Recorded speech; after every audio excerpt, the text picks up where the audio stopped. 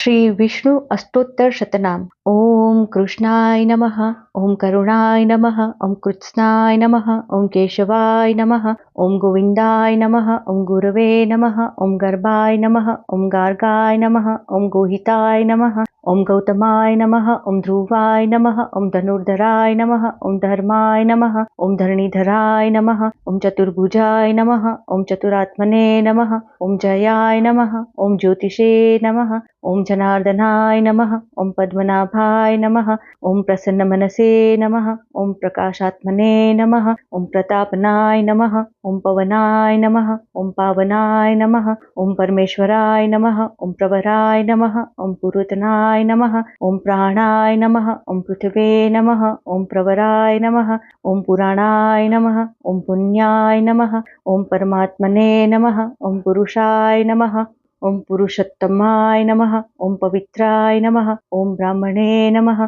ओम ब्राह्मणाय नमः, ओम ब्रह्मिणे नमः, ओम भोजनाय नमः, ओम भावाय नमः, ओम भीमाय नमः, ओम भगवते नमः, ओम मनवे नमः, ओम माधवाय नमः, ओम महाबलाय नमः, ओम महाबुद्धये नमः, ओम महावीर्याय नमः, ओम महाशक्तये नमः, ओम महेश्वराय नमः, ओम महेंद्राय नमः, ओम मंत्राय नमः, ओम महाभागाय नमः, ओम मुकुंदाय नमः, ओम माधवाय नमः, ओम युगावतराय नमः, ओम अमृताय नमः, ओम आदित्याय नमः, ओम ताराय नमः, ओम त्रिविक्रमाय नमः, ओम दामोदराय नमः, ओम देवाय नमः, ओम देवेशाय नमः, ओम देवकीनंदनाय नमः, ओम न्यायाय नमः, ओम नेत्रे नमः, ओम नारायणाय नमः, ओम नंदाय नमः, ओम नंदिने नमः, ओम रुद्राय नमः, ओम रामाय नमः, ओम लोकनारायणाय नमः, ओम लोकस्वामिने नमः,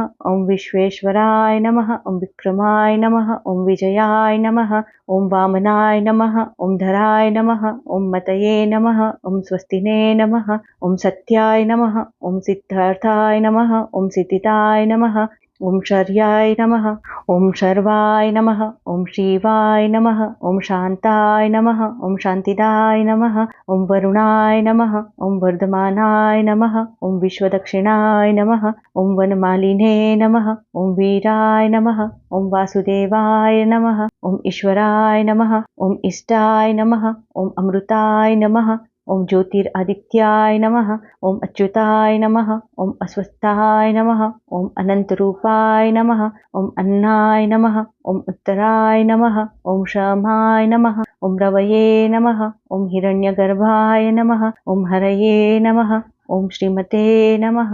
श्री सत्यनारायण देव जय। महाप्रसाद जननी सर्व सौभाग्यवर्धिनी आदि व्याधि हरा नित्यं तुलसी त्वं नमोस्तुते। सर्व मंगल मांगल्ये शिवे सर्वार्थ साधिके शरण्ये त्र्यंबके गौरी नारायणी नमोस्तुते। ओम गम गणपतिये नमः। श्री सत्यनारायण देव की संक्षिप्त कथा। जय जय श्री सत्यनारायण देव। सुखी दुखी सब करते हैं आपका स्मरण। जो भी आपकी शरण में आते हैं उसके दुख होते हैं पल भर में दूर। ऋषि मुनि सब मिलकर नैमिषारण्य में जाते हैं और सुत जी को नम्र निवेदन करते हैं कि हे सुत जी, ऐसा उपाय बताइए कि जिसको करने से मनवांछित फल की प्राप्ति होती है और शांति प्रदान होती है। सुत जी कहते हैं, जिसके वर्णन मात्र से भी शांति प्रदान होती है, ऐसी श्री हरि की महिमा बताता हूँ। जब पृथ्वी लोक का भ्रमण करने नारद मुनि गए थे, तब सबका दुख और पीड़ा देख के वो निराश हुए।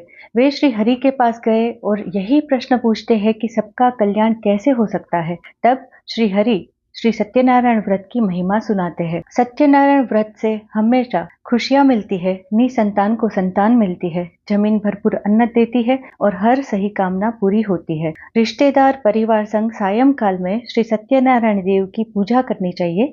आमतौर पर हलवा, मेवा और फलों का प्रसाद चढ़ाया जाता है, पर समय या संजोग के अनुसार अगर ये मुमकिन नहीं है तो भक्ति पूर्वक आप एक केला या दूध या साकर को भी प्रसाद के रूप में चढ़ा सकते हैं। श्री हरि कल्याण करते हैं। काशी नगर में एक अत्यंत निर्धन ब्राह्मण रहता था।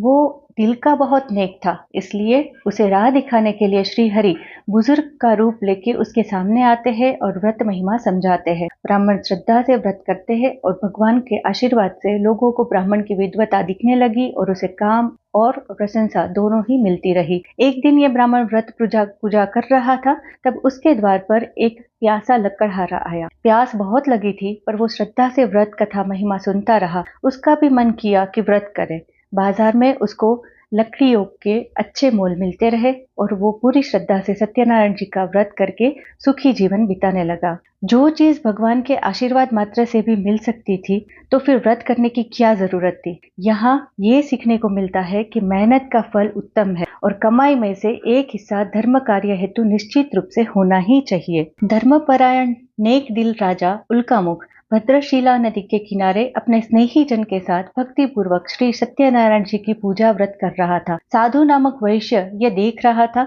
और वो भी महिमा सुनने से प्रभावित हुआ और उसने भी ठान लिया कि जब उसे संतान प्राप्ति होगी तब वो व्रत करेगा। घर आके उसने उसकी पत्नी लीलावती को भी ये बात बताई। साधु वैश्य को घर जब पुत्री का रत्न प्राप्त हुआ, खुशी की लहर छा गई। लीलावती ने व्रत की याद दिलाई, पर साधु वैश्य ने बेटी लीलावती के विवाह पर व्रत करेगा ऐसा करके बात को टाल दिया। कन्या 16 साल की हुई तब अच्छे जीवन साथी के साथ कलावती की शादी करवा दी गई और तब भी साधु वैश्य ने व्रत को वो बाद में करेगा ऐसा करके टाल दिया। साधु वैश्य अपने जामाता के साथ रत्नासारपुर नगर में व्यापार हेतु जाता है। एक दिन राजा चंद्रकेतु के महल में चोरी करके चोर भाग रहा था। जब उसे लगा कि राजा के सिपाही उसे पकड़ ही लेंगे, तब उसने चुराया हुआ सारा खजाना साधु वैश्य के पास फेंक दिया और सिपाही आए तो वे साधु वैश्य और उसके जमाई को चोर समझकर साथ में ले गए और उसे कारावास भी हुआ।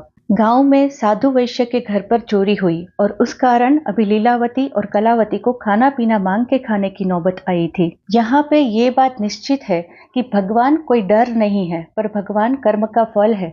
यहाँ वैश्य बार बार व्रत टाल रहा था, ये उसका लोभ था कि पैसे क्यों बर्बाद करे। लीलावती भी अपने पति को धर्म के मार्ग पे लाने के बदले व्रत को टालती रही। धर्म कार्य के लिए कमाई का कभी उपयोग किया नहीं, इसलिए कर्म फल के रूप में आज उन लोगों को ये शिक्षा मिली। कलावती भीख मांगने के लिए गई थी, तब उसे सत्यनारायण जी की महिमा का पता चला। वो प्रसन्न मन से घर वापस आई और अपनी माँ को भी व्रत की महिमा बताई। लीलावती को भी ज्ञात हुआ कि उन्होंने अभी तक प्रभु जी का व्रत नहीं किया है, इसलिए उसने उसके पास जो भी था उससे सच्चे मन से प्रभु की पूजा अर्चना की। सत्यदेव की कृपा से राजा चंद्रकेतु ने साधु वैश्य और उसके जामाता को बंदी से मुक्त किया, उपहार देके उनको विदा किया। साधु वैश्य घर जाने के लिए नाव में सारा सामान लगाकर आराम कर रहा था, तब श्री हरि दंडी स्वामी के रूप में प्रकट हुए और साधु वैश्य को पूछते हैं कि नाव में उसने क्या भरा है। साधु वैश्य के मन से अभी भी लोभ नहीं गया था और लोक कल्याण की कामना बिल्कुल भी नहीं थी, इसलिए वो कहता है कि नाव में बेल और पत्ते भरे हैं। साधु वैश्य सच में नाव में ऐसा ही पाता है, तब उसको उसकी गलती समझ आती है और तब वो धर्मपरायण होके लोक कल्याण का सच्चे मन से संकल्प करता है। तब वापस उसकी नाव पहले की तरह धन धान्य से भर गई।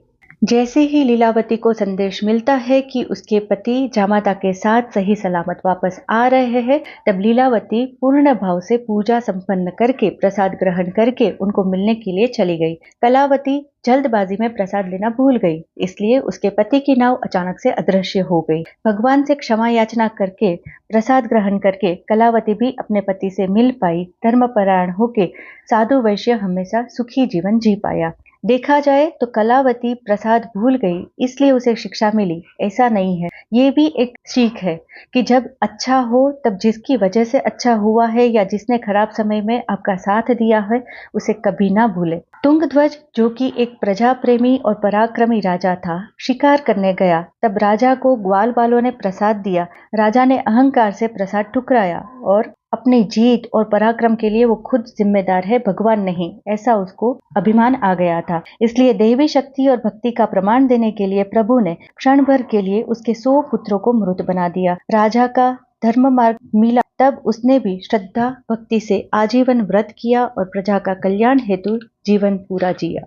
जिन्होंने प्रभु की पूजा की उनका अगला जन्म कहाँ हुआ वो बताते हुए सुत जी बोले, ब्राह्मण सदानंद सुदामा हुए और श्री कृष्ण का सखा बन के वैकुंठ गए। लकड़हारा ब्रू नामक निषाद राजा बना और राम जी की सेवा करके वैकुंठ गए। उल्का मुख राजा दशरथ बने और रंगनाथ की पूजा करके वैकुंठ गए। साधु वैश्य मयूरध्वज राजा हुए और उन्होंने आरे से अपना आधा शरीर देकर वैकुंठ गए। राजा तुंगध्वज स्वयंभू मनु हुए, भगवत कथा के माध्यम से सबको हरि भक्त बनाया। सत्य प्रभु का व्रत सदा पूर्ण प्रेम से होता है। सत्य भक्त वो पुनीत बनता है, मनवांछित फल पाता है।